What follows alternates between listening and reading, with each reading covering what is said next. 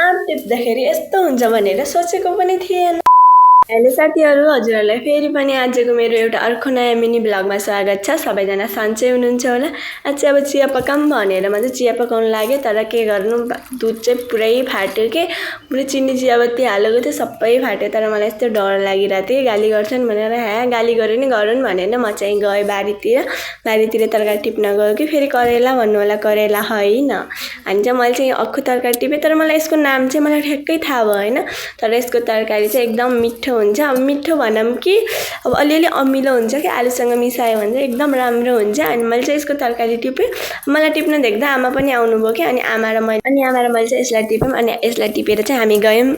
अनि त्यो टिपेर चाहिँ म चाहिँ गएँ आम टिप्न। अब आम टिप्न गएको थिएँ कि, तर आम चाहिँ यति टाढा थियो कि, तर म पुगेन कि, झन्डै लडिनँ म चाहिँ।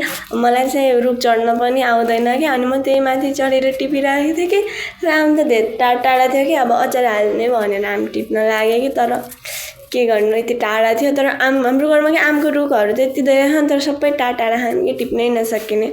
अनि एउटा कुरा, मलाई रुख चढ्न आउँदैन। अनि जस्तो तस्तो चाहिँ थोरै भयो नि आम चाहिँ टिपेँ, यति टिपेँ कि, अब चाहिँ अरू चाहिँ भोलि टिप्छु दादालाई रुख चढ्ने भनेर चाहिँ। अनि मैले चाहिँ एकजना पाएको थिएँ कि, त्यो खाना चाहिँ यति अमिलो छ नि, कुरै छोडिदियो। अब त्यो आम उसै पनि अमिलो हुन्छ, तर लास्टै अमिलो थियो क्या। मुख बिगाडी भयो नि खाएँ, तर पुरै दाना त खाएन। सो गाइज आजको लागि यति नै। अब भेटौँला अर्को भ्लगमा। By by guys.